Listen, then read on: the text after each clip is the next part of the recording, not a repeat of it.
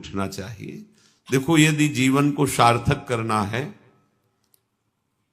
तो जिसके शैया में लेटे हुए सूर्य भगवान का उदय हो जाता है, उसकी आयु, बुद्धि, श्री, तेज, बहुत सी बातें नष्ट हो जाती हैं। अगर आपको जीवन में चाहे लौकिक उन्नति प्राप्त करनी हो या पारलौकिक,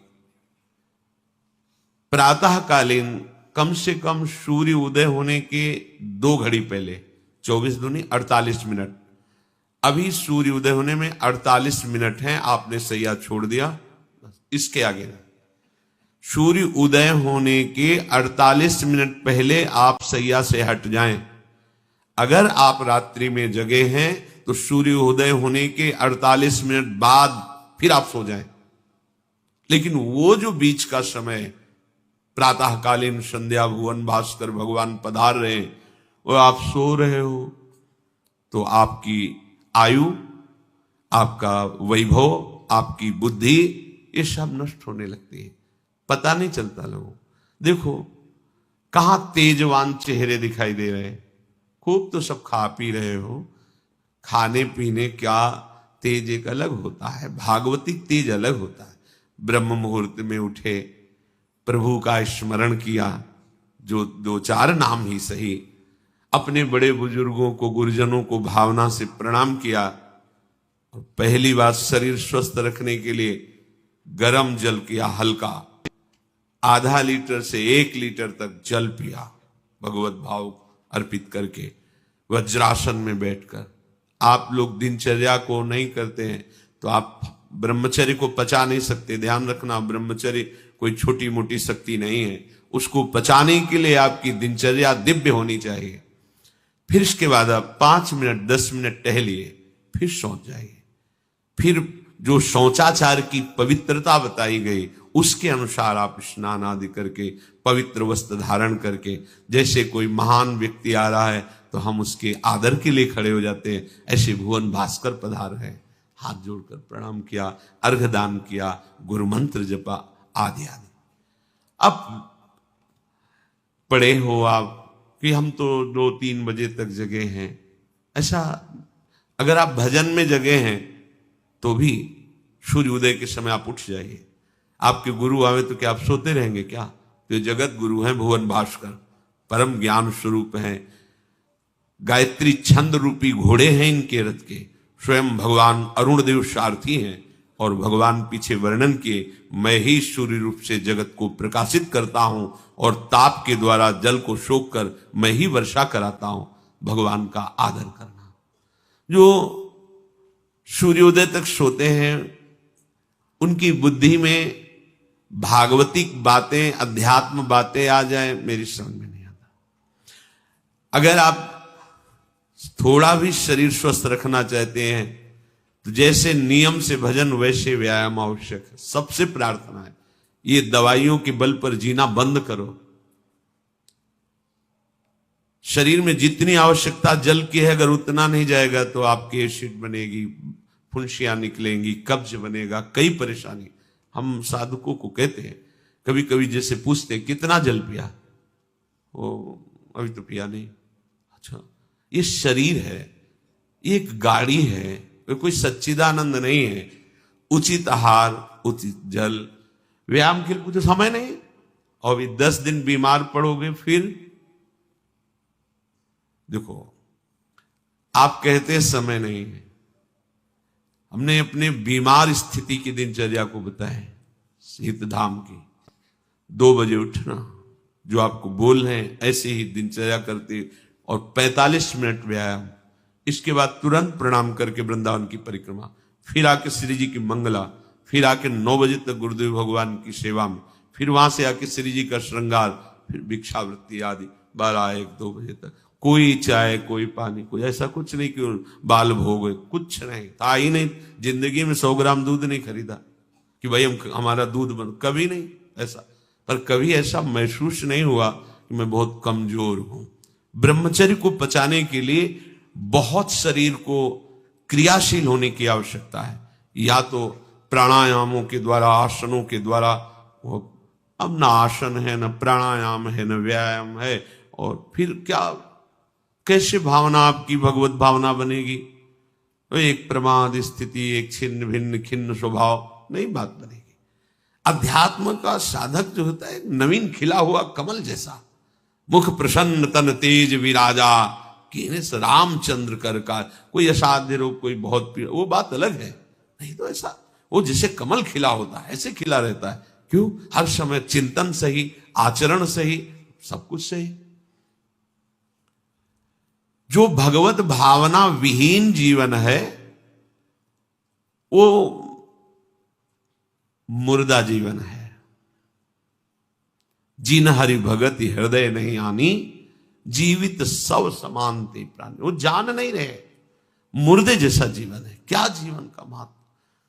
वही गंदे भोगों को भोगना, उसी का चिंतन करना, और भोग भोगने वाले शरीर को स्वस्थ रखने के लिए विषय सामग्री इकट्ठी करना, इसके बाद मर जाना। बोलो इसके अलावा और क्या है? ये बनाया, वो बनाया, वो बनाया, जरा सा हिला, पूरा का प्रांत नष्ट हो गया। क्या है इसमें? शाश्वत क्या है? हमें तसल्ली होती है, हमने एक मकान बना लिया, तसल्ली होती, 4 लड़के हो गए और काल का तमाचा लगा, पूरा का पूरा सब। क्या तसल्ली? हृदय को तसल्ली तब दो जब नाम चल रहा है, राधा राधा राधा राधा। दिनचर्या ही नहीं बन पा रही है आज के नए समाज की, दिनचर्या ही नहीं बन पा रही, भगवत भावना ही नहीं है। देखो, अगर परिवार में रह करके आप भगवत भावना नहीं करते तो सब परिवार में रहकर आसक्त हैं और सब दुर्गति को प्राप्त होते हैं। जब तक भगवत भावना नहीं है तब तक सब अविधि पूर्वक है। मान लीजिए सब अविधि, विधि भगवत भावना है। कुछ भी, किसी से भी, कोई भी, बस भगवत भाव, वही आनंद का अनुभव हो जाएगा। अतः उनके द्वारा किया गया देवताओं का पूजन मूल में मैं ही हूं, मेरा ही है, पर वो अविधि पूर्वक है। अविधि पूर्वक का तात्पर्य है कि वो ये नहीं जानते कि इस रूप में सर्व सामर्थ्यशाली भगवान ही विराजमान है। कभी कभी मंत्रों का ज्ञान नहीं होता, पूजन की सामग्री शुद्ध नहीं होती, भाव शुद्ध नहीं होता, इसलिए उनका पूजा सेवा आगे चल करके फल प्रदान नहीं कर पाता। प्रभु कह रहे हैं, मेरे में रिझाने के लिए किसी पूजा सामग्री की या किसी धन संपत्ति की आवश्यकता नहीं। पिता को बस इतना ही चाहिए कि वो अपनापन करके दौड़ के उनकी गोद में बैठ जाए, बस अपनापन प्रभु को चाहिए।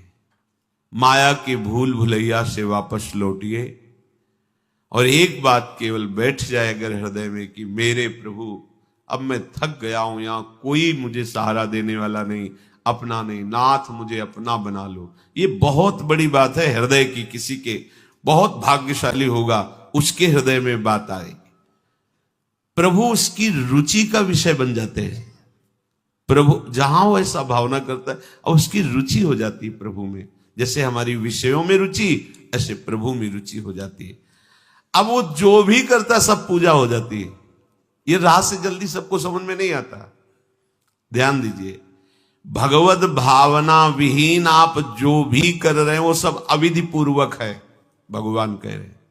अगर भगवत भावना युक्त है तो जो भी कर रहे हैं सब विधि पूर्वक। कर्माबाई जी ने, एक विधि विधान जानने वाले संत ने जब कहा कि आप तो बिना स्नान में बड़ा अपराध, ऐसे तुम कैसे बना पाओ? और वो प्रातः अपनी स्नान आदि दिनचर्या करने लगी तो विलंब हुआ। फिर खिचड़ी अमनिया की ठाकुर जी को, ठाकुर जी आए गोद में बैठ के, एक कवल ही पाए कि उधर पर्दा, भाग के ठाकुर जी गए। खिचड़ी लगी थी, पार्षदों ने कहा जय जय, तो अभी भोग ही नहीं पधराया। फिर और बोले कर्मा भाई है ना, वो मुझे भोग लगाती, और पता नहीं उस महात्मा ने क्या समझा दिया विधि विधान, वो भोरी भारी हमारी भक्ता, वो अब नहाने धोने में समय लगाने लगी, इसलिए आज विलंब। देखो तुम जाओ और उनसे कह दो हम विधि विधानों से फंसने वाले नहीं, विधि विधान हमें कोई फांस नहीं सकता है। एक प्रेम फांस है जिसमें मैं फंस जाता हूं। बिना किसी बंधन के अगर ये बंधते हैं उसका नाम है प्रेम डोरी। जय श्री भट्ट प्रेम रस बंधन, क्यों छूटे दृढ़ फंद, बसो मेरे नैनन में दो चंद। ये बात सबकी समझ में नहीं आती। जाओ उनको कह दो जैसे वो बनाती थी वैसे ही बनावे। पूरा अविधि है। अगर शास्त्रीय सिद्धांत से दे देखो अविधि है, पर वो महान विधि है जो भगवान को आसक्त कर लिया। कौन सी विधि? मेरे अपने प्रभु, मेरे प्यारे रात में भूखे रहते होंगे, ये भाव। भगवत भाव विहीन जितना जो कुछ आप कहोगे कि कैसे अविधि पूर्वक भगवान कह रहे हैं। देखो, जब मथुरा के ब्राह्मणों को भगवत पार्षद सखाओं ने निवेदन किया कि भगवान श्री कृष्ण और बलराम आज इधर ही गाय चराने आए हैं और वो भूखे हैं, आप थोड़ा सा कुछ भोजन सामग्री दे दीजिए। वैसे देखा कि ग्वारिया है, बात ही नहीं की, अधिकारी ही नहीं समझा, बात का अधिकारी नहीं समझा। ऐसा नहीं कि इनको पता न चला हो कि भगवान का अवतार है, क्योंकि जब भगवान अवतरित हुए सबको पता था कि भगवान अवतरित हुए हैं। प्रायः सबको पता था, सबको। जैसे वायु शीतल चलती तो सबके अंगों में लगती है, इसलिए महान प्रकृति उल्लसित होकर नृत्य कर रही थी आनंद में जब भगवान का प्रादुर्भाव हुआ। और उन्होंने बाद में स्वीकार किया कि मैंने महापुरुषों से सुना था कि भगवान पधारे हैं, पर मेरा कितना दुर्भाग्य कि वो स्वयं यज्ञ भोक्ता भगवान आगे जैसे कहे, आम ही सर्वयज्ञानाम भोक्ता च प्रभुरेव च, समस्त यज्ञों का भोक्ता मैं हूं। स्वयं समस्त यज्ञों की भोक्ता मांग रहे हैं और वो यज्ञ करने वाले ब्राह्मण अनादर कर रहे हैं। हुई ना विधि। और उन्होंने स्वीकार किया है कि मुझे चारों वेदों का ज्ञान है, गायत्री का अनुष्ठान, त्रिकाल संध्या, जितना भी शास्त्रीय सिद्धांत सब पालन करता हूं। पर सबके लिए उन्होंने एक शब्द प्रयोग किया, धिक्कार है मेरे ज्ञान को, धिक्कार है मेरी पवित्रता को, धिक्कार है।